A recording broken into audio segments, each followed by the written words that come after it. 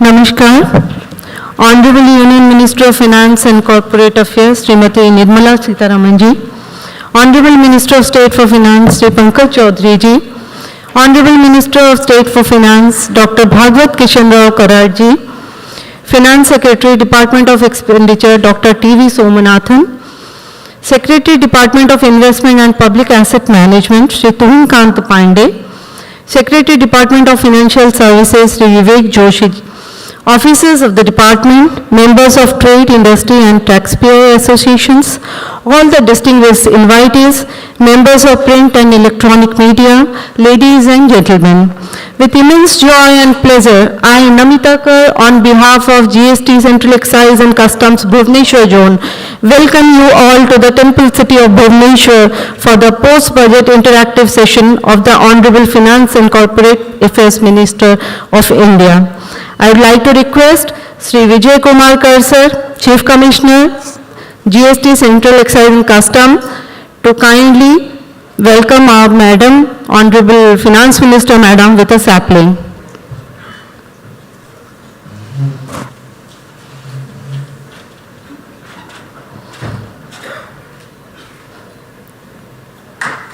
I will also request Chief Commissioner Sir to kindly welcome Honorable Minister of Finance Sri Pankaj Chaudhary ji with a sapling, and also welcome Dr. Bhagwat Kishan Rao Karaj ji with sampling, and other dignitaries on the dais were presenting samples to them.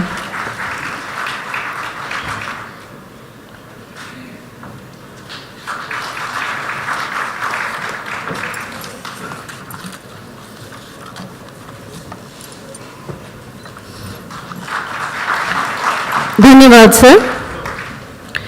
हमारी भारतीय परंपरा के अनुसार समस्त शुभ कार्यों का प्रारंभ दीप प्रज्वलन से किया जाता है। मैं वित्त एवं कॉर्पोरेट कार्य मंत्री श्रीमती निर्मला सीतारमण जी से अनुरोध करती हूं तथा अन्य मंचस्थ अधिकारियों से अनुरोध है कि कृपया दीप प्रज्वलन करके इस कार्यक्रम का विधिवत रूप से शुभारंभ करें।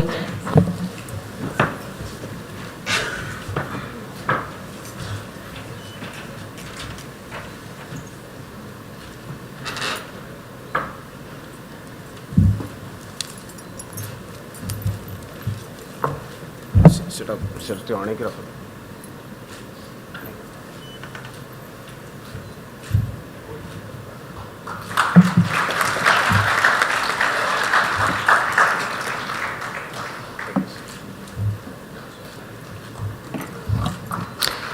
दीप ज्योति परम ब्रह्म दीप ज्योतिर्जनार्दनः दीपो हरतु मे पापं दीप ज्योति नमस्तुते शुभं करोतु कल्याणं आरोग्यं सुख संपदः देश बुद्धि विनाशाय आत्मज्योति नमोस्तुते आत्मज्योति प्रदीप्ताय ब्रह्म ज्योति नमस्तुते ब्रह्म ज्योति प्रदीप्ताय गुरु ज्योति नमस्तुते।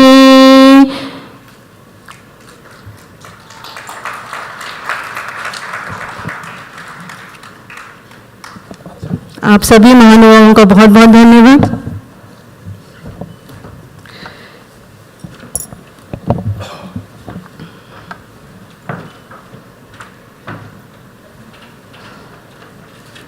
The city of Bhubaneswar is honored to have Honorable Union Minister of Finance and Corporate Affairs Srimati Nirmala Sitharaman ji for a post-budget interaction with the trade and stakeholders. हमारे विभाग के लिए और ओडिशा की हिस्ट्री में इतिहास में भी ये पहला मौका है और अत्यंत गर्व का विषय है मैडम की पहली बार किसी वित्त मंत्री जी ने भुवनेश्वर में इस तरह की बैठक के आयोजन की अपनी सहमति दी है और इसलिए हम तहे दिल से आपका आभार व्यक्त करना चाहते हैं। फर्ज का एहसास होना चाहिए, कर्म अपने साथ होना चाहिए, कामयाबी चूमेगी हर कदम, विश्वास अपने पास होना चाहिए।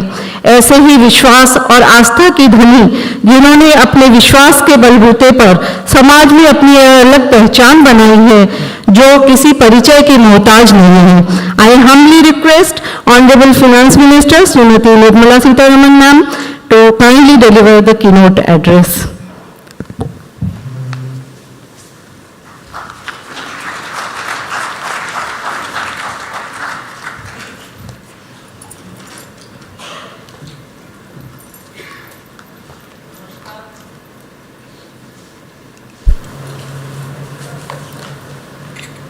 Namaskar, and since we are in the land of Orissa, I start with Jai Jagannath.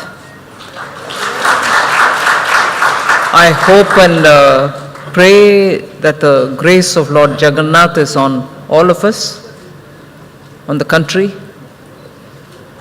especially when we are in the Amrit Kal. We need immense cosmic energy to take this country forward, particularly when our youth are looking for opportunities to showcase their talents. This budget is the first in the Amrit Kal, and it comes at a time when challenges which are far more from the external sources rather than from internal, which pose serious uncertainties to us. In this environment, making sure that we are able to deliver on the growth momentum which we have attained post the pandemic is the first and big challenge. And as a result, this budget continues with that momentum which we started giving through public expenditure on capital asset building.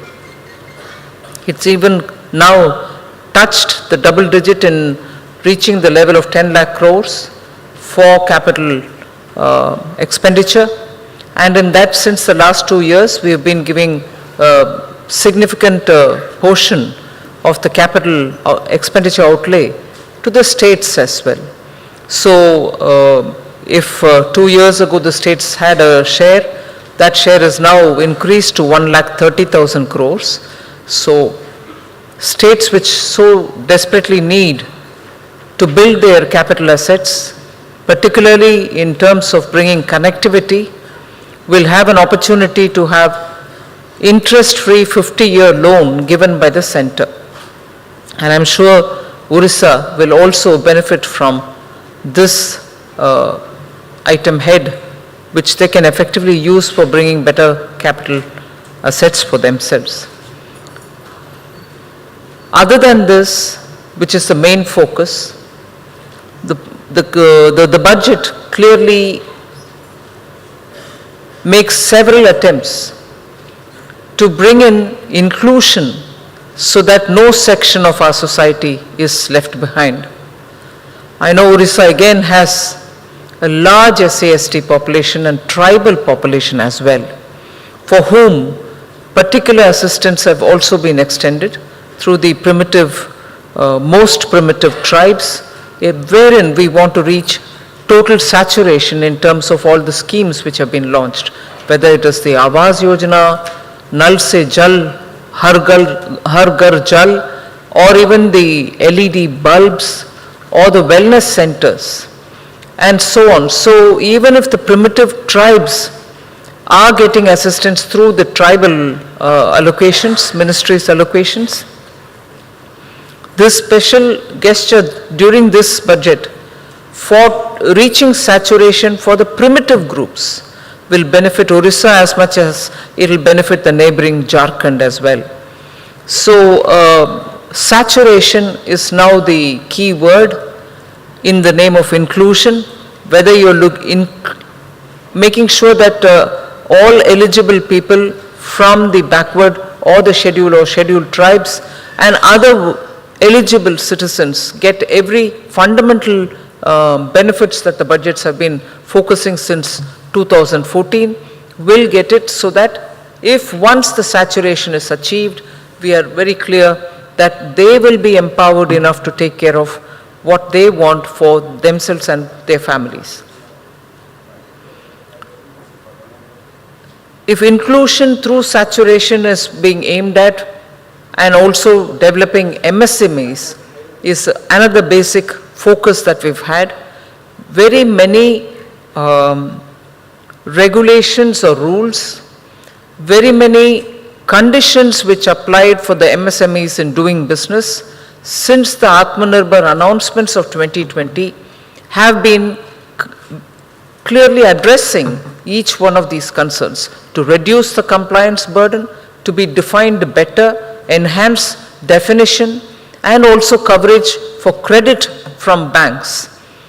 Also the ease of doing business from the point of view of keeping records, maintaining records, and so on.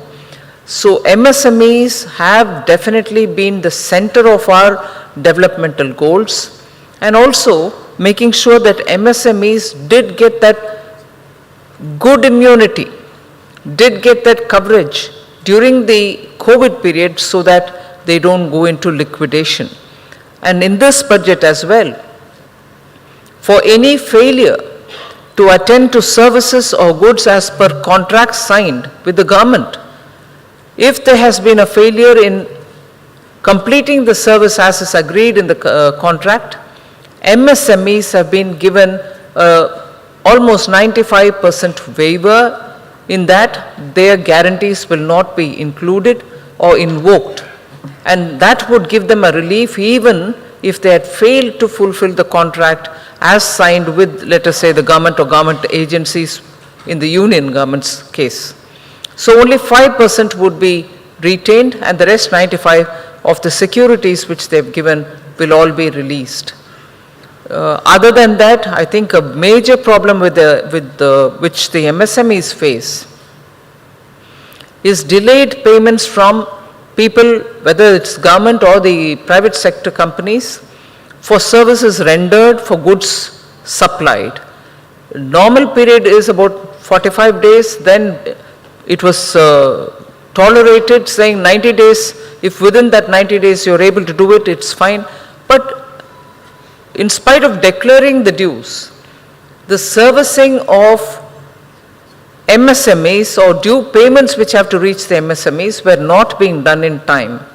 So after several nudging of those private sector companies and also the government departments more than nudging happened, and therefore they did clear majority of the dues. But the private sector which are listed, who even put it to the MCA records that they have dues for the MSMEs, were not even clearing it up. So there was this one little step which has been taken, wherein a company which doesn't clear the bill for the MSME, in that year it cannot also claim offsets for those payments made. That I think would work as an effective way to tell the companies that you can't claim any offset just because you have put it in your record, but when you have not paid them, you're not even eligible for it any longer. So I think this step would actually mean a big difference for the MSMEs. So where they were very scared to even voice the delay and demand payments, government has come that forward, that much forward, to make sure even by regulation, we are telling the large companies, inclusive of government companies, to keep the payment well within the due time. If capital expenditure, inclusion, focus on particular tribes or segments which have not been reached. We are also looking at geographical coverages, wherein all of you are aware that 114 districts had been covered through the aspirational districts. The aspirational districts were not a separate program, but it was a separately monitored attempt to make sure that all the existing schemes reach those backward regions, backward districts in any state for that matter, even if it is a developed state. Now, going further down below the district level, 500 blocks have been identified where saturation will be attempted at the block level. So the entire attempt is, since 2014, Prime Minister Modi has been focusing on including all citizens of this country through one or the other program, so that they also come at par on basic amenities and fundamental infrastructure that they should have.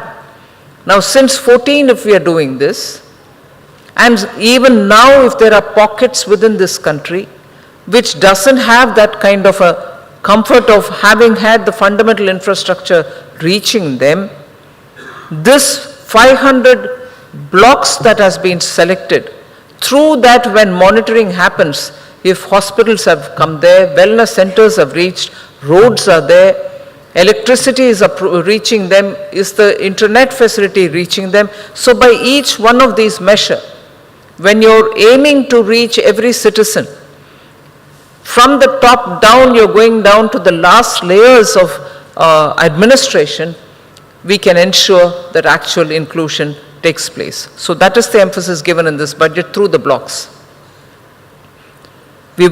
Since the last budget, again on education, you've seen a good considerable allotment being made. More than 1 lakh crores have been given for education from the center, while education is a center plus state subject.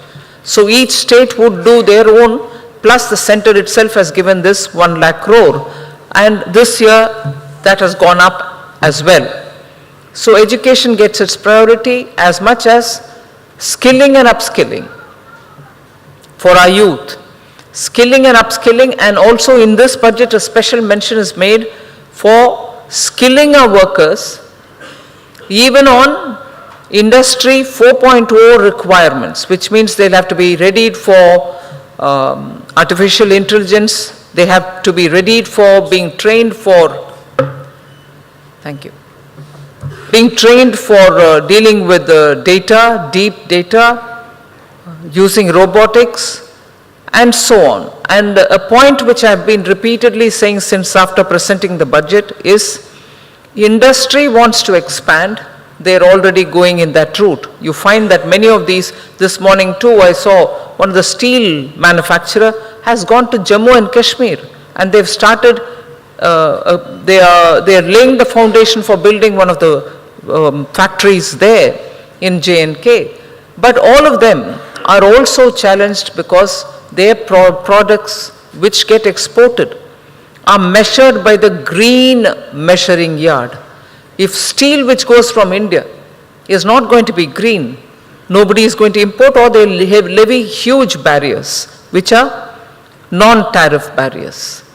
So every industry, even on the verge of wanting to expand and invest to expand, are now compelled to bring in technology to ensure that their production is going to be green compliant. So the workforce that they will need is not going to be the regular workforce, but the regular plus workforce. And the regular plus means the worker should be good enough for the job that he is going in, but at the same time should have greater knowledge and technique to use so that the produce that they make is green compliant. So technology-driven investments for matching with the green expectations of the global market, for which you need workers who are going to be skilled for that. That's exactly what's the special mention in the budget, where we are saying workers will be trained for meeting the challenges and the expectation of Industry 4.0. So that emphasis is also given. So when I'm saying this is the first budget for Amritkal, and this is the budget which is going to ready India's youth power, you're giving them all the skill sets which is required, not for today's India, but also for a future India. So whether it is your training, whether it's your awareness on green, whether it's your technology savviness, which you so require for nowadays, this budget addresses it all. And finally, there are enough investment and also allocations being made so that India's transition from fossil fuel to green energy is also being carefully attended to. So the incentives which have been given through the PLI for solar equipment manufacturing, also the money which has been put for laying the necessary infrastructure, for even getting solar power which is being generated in Ladakh to the mainland, to the valleys, the plains, not the hills. That requires heavy investment. Is the power being produced there already? It is getting produced, it's on the verge of getting complete production capacity utilized, but we are readying with all the infrastructure that is required for evacuating that power from Ladakh. So is the green hydrogen mission, which was announced last year in the last budget. This budget also has its own due share. You find that green ammonia as being a big attractive proposition for a lot of investors to come. So government is ahead in this curve, where we are bringing in investments in time for infrastructure to be laid, so that when produced, these renewable sources of energy will find the pathway to reach all its users. There's some more to speak on that, but I'm sure it will come out through the interaction that all of us are going to have. Finally, of course, all this is being done with the due compliance of what we had given ourselves earlier in the fiscal prudence matter. The fiscal deficit is very much within the realm which was earlier predicted through a glide path which was given 2 years ago. We are fully compliant even in that. So you find that this budget is actually truly setting the pace for Amrit Kal in covering all the segments, at the same time making sure India's growth momentum is not lost. So I'll end there. Thank you for giving me this opportunity. I'm sure there'll be a lot more exchange during the question answers.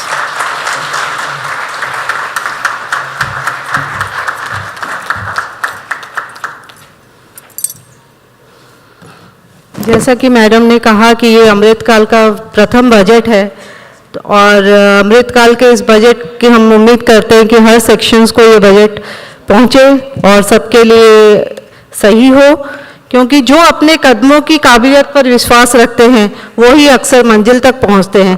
Thank you very much madam for your valuable keynote address. Now I would like to request doctor Manjula, commissioner, audit commissionerate, GST and central excise Bhubaneswar, to moderate the question and answer session. Over to you, madam. Thank you very much.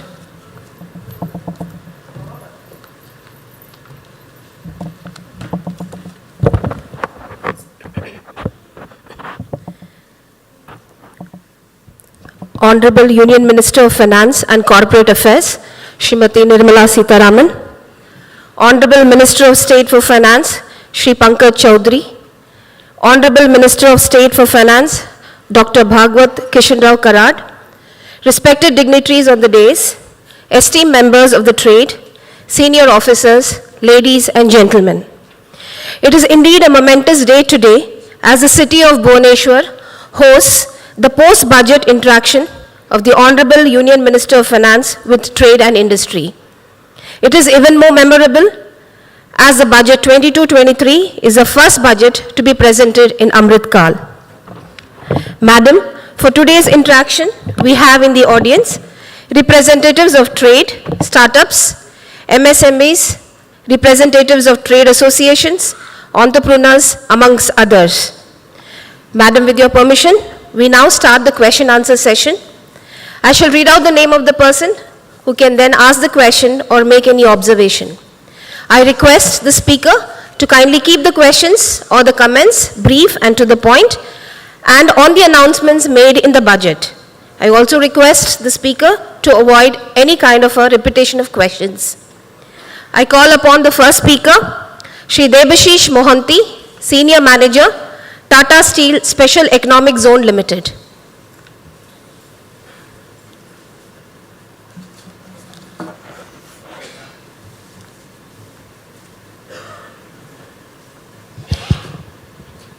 Respected Honorable Union Minister of Finance and Corporate Affairs and esteemed dignitaries on and off the dais, a very good morning to all of you.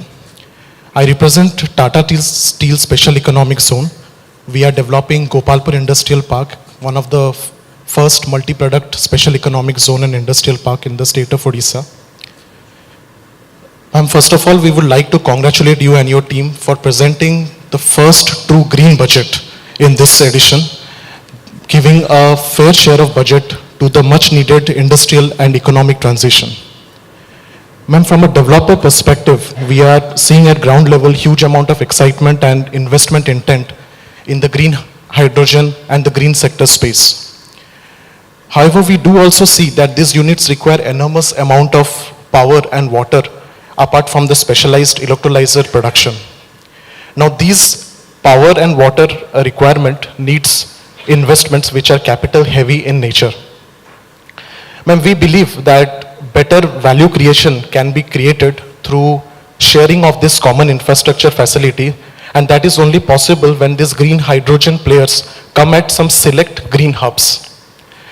Ma'am, my question is, do Government of India have plans to provide an incentive mechanism such that park developers such as us can create such green hubs which can be a plug-and-play model for this green hydrogen manufacturers, ensure resilience of the supply chain, and at last reduce the cost of production of hydrogen so that it finds its usability in different hard-to-abate sectors. Thank you, ma'am.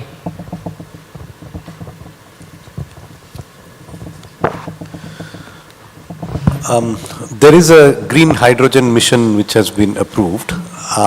If I get your drift, you are saying this is not covered in that. Is that your point?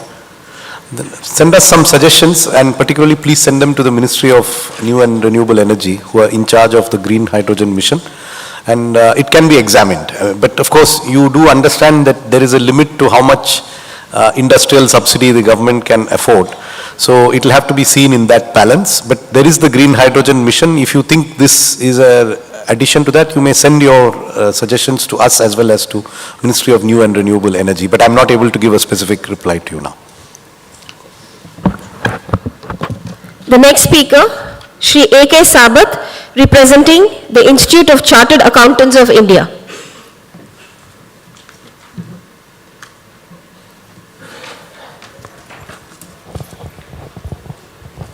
Hello, नमस्कार madam, जय जगन्नाथ।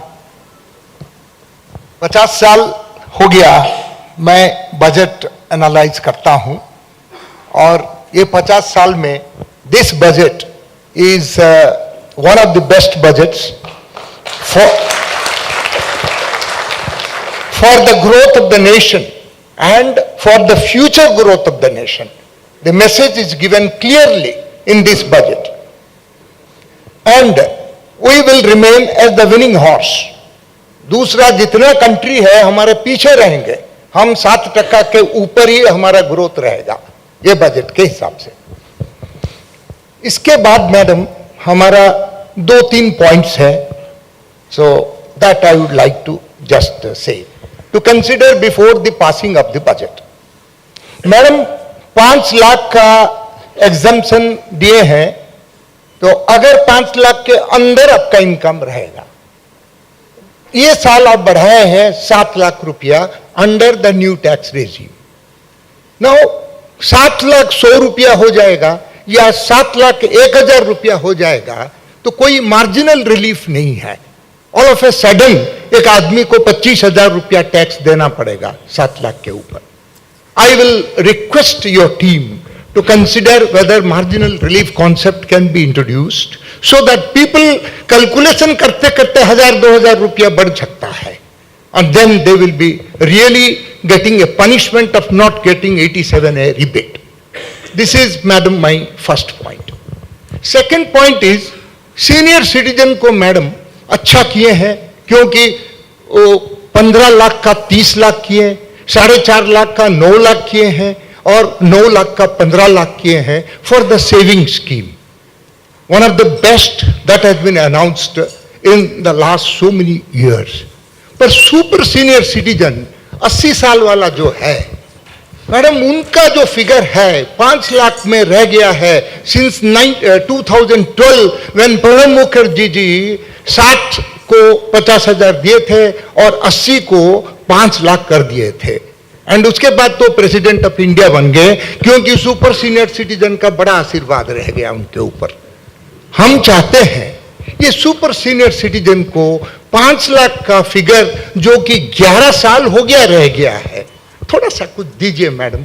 उनके पास पैसा नहीं रहता है to go for 15 lakh से 30 लाख, 20 साल में उनका पैसा जनरली खत्म हो जाता है। तो इसीलिए हम चाहते हैं ये जो ऑल्टरनेटिव टैक्स मैकेनिज्म हमारा है उसमें क्या है मैडम, 3 लाख ही बेसिक एग्जम्पशन है सबको। इट मीन्स मैं तो सीनियर सिटीजन हूं, मुझे तो 3 लाख पे मैं आ गया हूं वो स्कीम ये स्कीम में, बट जिसको 80 हो गया तो वो तो 5 लाख से उसका 3 लाख हो गया, तो 2 लाख उधर माइनस हो जाता है मैडम। उसके बारे में थोड़ा सा सोचिए कि उनको कुछ नहीं मिला, कुछ दें क्या, वो आशीर्वाद मिल जाएगा मोदी गवर्नमेंट को। फिर तीसरा पॉइंट है madam, what an announcement, I will tell you, I salute you for that. 2002 में लीव एनकैशमेंट आपको 3 लाख रुपया मिलता था, 20 साल तक इसको रिवीजन नहीं किया था, आपने 3 लाख को 25 लाख किया। No finance minister has done this ever on any of this facility. My salute to you and your team. पर मैडम ये 2002 को जब आप कंसिडर किए हैं तो 1997 को थोड़ा सा कंसिडर कीजिए। मैडम, दो बच्चा लोग पाठ पढ़ेगा तो ट्यूशन फीस 100 रुपया तक है। किधर पढ़ेगा मैडम 100 रुपया में? हॉस्टल में रहेगा तो 300 रुपया है। 300 रुपया में कौन सा बच्चा कौन सा हॉस्टल में रहेगा?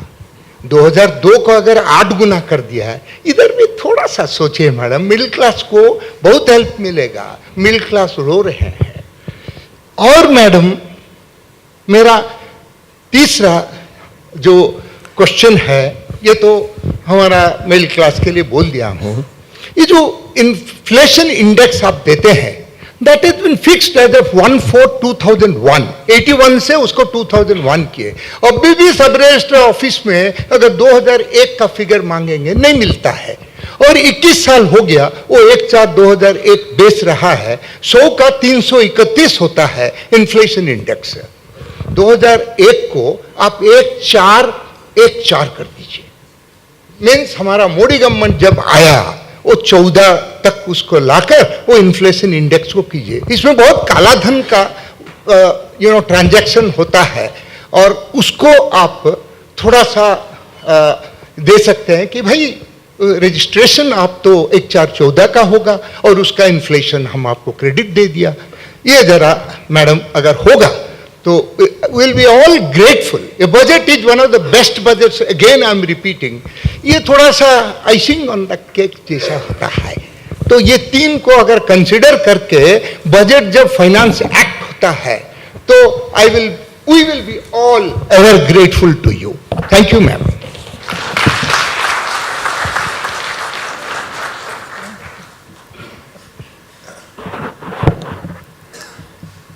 We move on to the next question. Madam, इसको जो मैं बनाया हूं, अगर आप बोलेंगे, मैं लिखकर आपको या जिसको भी भेजना बोलेंगे उसको हमारा पूरा नोट बनाकर भेज देगा, क्योंकि 1 महीना है बिल पास होने के लिए। Thank you very much. दे दीजिए। I now request the next speaker, Srimati Nimishika Natarajan, Secretary, Odisha Chapter, World Trade Center. Secretary of what? Respected Madam and dignitaries on the dais, a privilege to be interacting with you. Namaskar to one and all.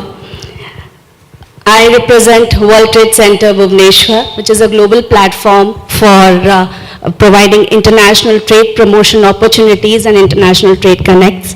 Respected ma'am, my question is, the year 2023 has been declared as the International Year of Millets by the United Nations. And we welcome your contribution in the form of the Center of Excellence on Research for Millets being announced through the Shri Anna Yojana. India is definitely going to be the next hub for export as well as production of millets is concerned. Odisha has high potential in millets, and there is definitely a dichotomy in the current tax regime considering the GST applicable on millet products vis-a-vis your vision on Shri Anna. Most of the shopkeepers, they procure the millet-based products from the FPOs or the SHGs, so to say, and they package and brand it under their name. So recently the government has started taxing the pre-packed and the pre-processed millet products. This is definitely detrimental for the millet consumers, as well as it stands as a roadblock for the promotion of the Shri Anna Yojana. How would you like to address this dichotomy? First of all, I don't think we did pre-packed millet taxation. Any pre-packed product per the GST measurements does have a tax on it. So it was not aimed at millet per se. It's not the grains, it's the processed millets, ma'am, millet-based products. Every value addition gets taxed, ma'am. No, it's not specific to millets, isn't it? It's not, nothing was done specific to millets by the GST Council, just a factual point.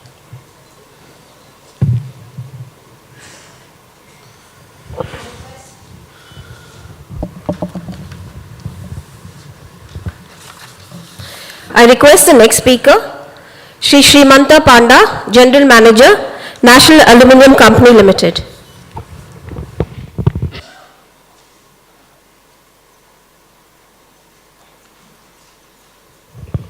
Good morning, Honorable FM and other dignitaries seated on the dais and all esteemed seniors here. I represent Central PSC, also obviously I represent the general salary middle class people also.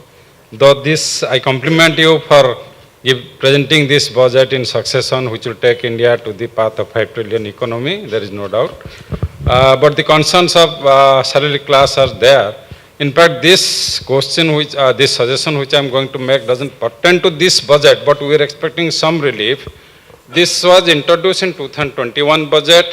In section 10, clause 12, there was a provision introduced where interest income or certain threshold limit on employees' contribution was sought to be taxed. My humble submission is, the contribution to Provident Fund is a statutory thing for employees class. It is arising out of the statutory provision in the EPFO Act and Miscellaneous Provision Act. The basic, the DA, everything is decided by the Government of India, the Cabinet decision, Presidential Directive, etc. The DA is also decided by the Ministry of Finance, Department of Expenditure. The percentage of contribution is also decided by provision of the Act, Statutory Act. The rate of interest is also decided by Labour Ministry and EPFO. Now, when everything is decided by Government of India, it is a compulsory social security measure imposed on us, how the interest will be taxed on us. And moreover, there is a differentiation between two threshold limit there, 2.5 lakh and 5 lakh. And my humble submission is, madam, that defeats and contrary to the first canons of taxation, that is the equality or equity. So my humble submission, this disparity, this differentiation should be addressed, and when something is compulsory, employee doesn't have any role, this should be addressed. Let me respond to this. First of all, the statutory requirement of EPFO is only up to 15,000 rupees. There is no compulsion to make a higher subscription to EPFO beyond that. It is a voluntary subscription by the subscriber beyond the statutory sum of 15,000 rupees. So it is not correct to say that employers are required to contribute and employees are required to contribute beyond that. That's a voluntary contribution, number one. Number two, up to 2.5 lakhs of rupees, the distinction that you are making, in the case of EPFO employees, there is an employer contribution of 12% and there is an employee contribution, and the employer's contribution is a matching contribution. In the case of the government provident fund, there is no government contribution at all. So the total amount is different because there is no employer contribution. That is the logic for that differential, and it is not correct to say that the statute requires an employee to contribute 12% of his income. It is not required beyond 15,000 rupees. Sir, my submission is matching contribution by employer and employee. And nothing, this decision are The not... matching is only if the employee chooses to subscribe. There is no compulsion on the employee to subscribe beyond the limit of 15,000. That's a voluntary contribution. If the employee contributes, the employer is supposed to contribute. But it is an election which is being made by the employee, and the figure of 2.5 lakhs will cover people with salaries up to 20 lakh rupees. 12% is less than that. Therefore, this is not a sum which affects the intention here is, let me tell you, there are people whose EPFO balances run to above 1,000 crores who get 8% tax-free income. We cannot run this country if people with 1,000 crores getting 8% guaranteed, government guaranteed interest pay no tax on that. It is not a feasible system of taxation. If we continue like that, the tax rates on those who are lower down will continue to be more than they should be.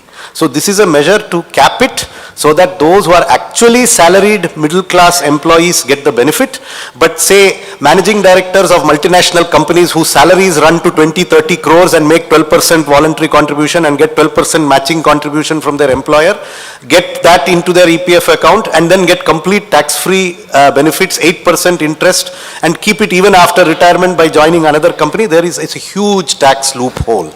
This tax loophole needs to be closed in the interest of all the persons who are not in that super rich category. Therefore, the loophole has been closed. I'm just clarifying. Sir, again, anyway, I should not prolong it, but there is a angle to it. We will submit you maybe with permission of here in a written here, because the structure, the flexibility of deciding a basic pay or whatever remuneration getting in private sector is not available in neither central government nor central PSUs in many cases. Sorry? One more conceptual question I had considered. Now, sir, what is a dearness allowance? It is a compensation being paid for erosion in the value of money. So, a salary which was decided by government or anybody, agency, then the dearness allowance is to only compensate for the erosion in the value which is arising out of inflation and price rise in the economy. Now, having taxed the salary itself, the dearness allowance which is only to compensate for the erosion in value, should it be taxed? Yes, it should be taxed. A businessman also faces similar erosion. Exactly. People without dearness allowance also face similar Sir, erosion. exactly, sir. Therefore, no, is it a question or would you like an answer? If not, I'll keep quiet. Okay, I can sir. listen to you. You can continue, please. Sorry, sir, you continue. I'll be interested to hear your views, but in case you want my answer, I'm trying to give it to you. No, a taxation, there is no country in the world where inflation indexation is exempt completely from taxation. The base is changed periodically. That is why the base of taxation is changed from time to time. There are different sections of society. Some of them have dearness allowance, some of them have no dearness allowance whatsoever. So privileging one class of people who get dearness allowance over another class of people who have to face without dearness allowance, this is a matter of policy choice. But dearness allowance is a legitimate item of taxation. It is an income and it necessarily has to be taxed. It is not correct to say that dearness allowance is not an income. It has always been taxed and it is being taxed. There is nothing new in this. I thought this discussion is on this year's budget. You are raising something that goes back to 1961. So this could have been asked to any of the finance ministers